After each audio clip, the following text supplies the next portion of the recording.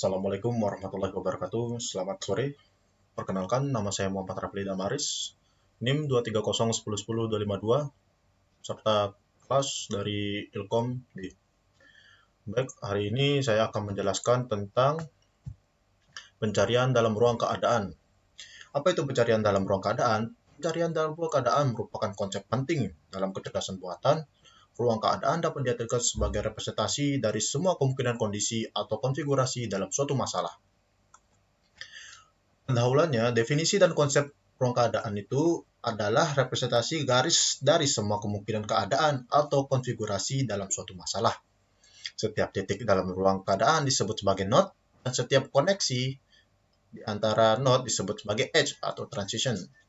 Definisinya ialah ruang keadaan adalah representasi semua kemungkinan, kondisi atau konfigurasi dalam suatu masalah, serta konsepnya ruang keadaan membantu memvisualisasikan dan menganalisis masalah secara sistematis. Memahami masalah pencarian dalam ruang keadaan. Dalam masalah pencarian itu tujuannya adalah menemukan jalur terpendek ya, dari keadaan awal ke keadaan tujuan. Algoritma pencarian digunakan untuk menavigasi melalui ruang keadaan untuk menemukan solusi yang optimal. Seperti contohnya itu keadaan awal. Keadaan awal itu kita berada pada titik awal pencarian. Dan nomor kedua itu ialah keadaan tujuan, titik akhir yang ingin dicapai. Serta nomor 3 ini adalah operasi, aksi yang dapat dilakukan untuk mengubah keadaan. Algoritma pencarian blind search atau breadth first dan depth first. Algoritma blind search tidak menggunakan informasi tambahan tentang ruang keadaan. Mereka menjelajahi semua kemungkinan jalur secara sistematis. Seperti contoh BFS atau bisa kita sebut breadth first search, menjelajahi sebuah node pada tingkat yang sama sebelum beralih ke tingkat berikutnya. Dan yang kedua yaitu DFS atau depth first search, menjelajahi satu cabang hingga mencapai ujung atau solusi sebelum ke cabang lainnya. Serta algoritma pencarian informed search by greedy dan A.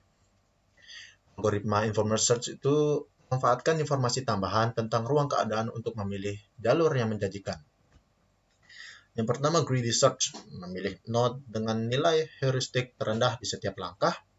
Yang kedua, yaitu A search, memilih node dengan nilai biaya terendah yang dihitung berdasarkan biaya yang telah ditempuh dan nilai heuristiknya. Serta kelebihan dan kekurangan dari masing-masing algoritma. Setiap algoritma itu memiliki kekurangan serta keunggulannya masing-masing, tergantung pada kompleksitas serta masalah dan kebutuhannya. Seperti pertama, yaitu BFS. Kelebihannya itu menjamin solusi optimal, namun kekurangannya itu dapat memakan waktu dan memori untuk ruang keadaan yang besar. Dan yang kedua yaitu DFS. Kelebihannya itu efisien untuk ruang keadaan yang dalam, namun kekurangannya tidak menjamin solusi optimal dan dapat terjebak dalam loop tak terbatas. Yang ketiga yaitu greedy. Kelebihannya memang cepat dan efisien, namun kekurangannya itu tidak menjamin solusi optimal. Yang keempat yaitu A.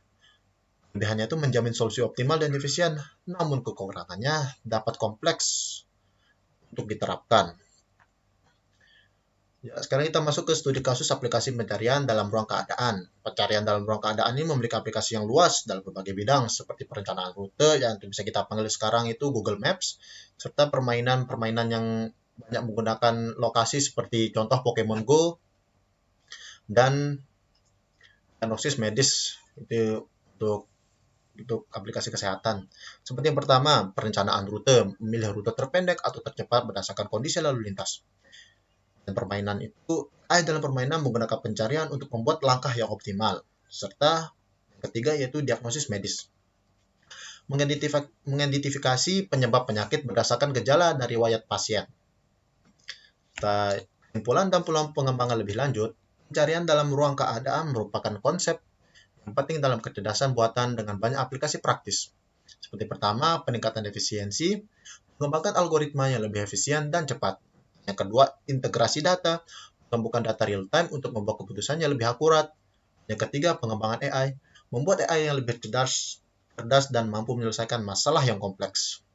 Baik, sekarang kita masuk ke studi kasus. Mungkin saya akan memberikan sedikit contoh untuk studi kasusnya ini. Seperti kita akan membuka maps itu ya.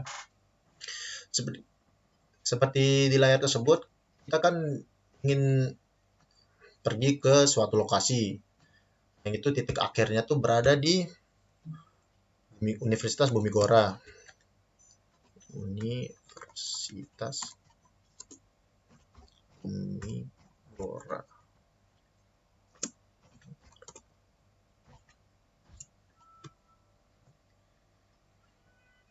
Baik, untuk titik akhir pada eh, lokasi tersebut ini sudah ada ya, seperti contohnya Universitas Bumigora. Namun kan kita belum menentukan titik awal kita itu berada di mana, serta jadi kita perlu untuk mencet rute ini untuk menemukan titik awal kita. Seperti contoh, kita titik awal kita tuh berada di mana sih? Kita pilih dari Pelabuhan Lembar sepertinya ya. Contohnya, Pelabuhan Lembar. Dan ya, terbentuklah jalur-jalur tercepat yang dapat dilalui oleh beberapa kendaraan seperti contohnya mobil, motor, ataupun jalan kaki ataupun sepeda. Itu bagi yang minat ya kalau mau jalan kaki sama sepeda, soalnya lumayan kalau untuk bersepeda tuh kisaran 22,9 km. Jadi pada studi kasus ini kita diberikan contoh pada titik awal hingga titik akhir yang ingin kita tuju. Seperti contoh, jika kita berangkat dari Pelabuhan Lembar, itu rute terbaiknya itu dapat ditempuh dalam waktu 38 menit dan jaraknya 22,9 km untuk kendaraan bermobil.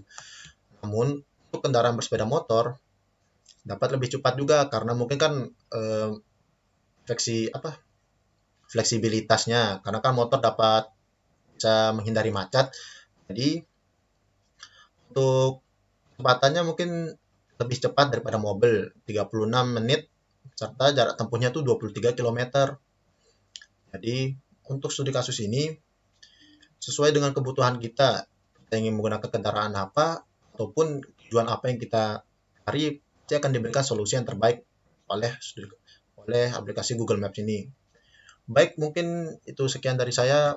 Kurang lebihnya mohon maaf. Assalamualaikum warahmatullahi wabarakatuh. Selamat sore.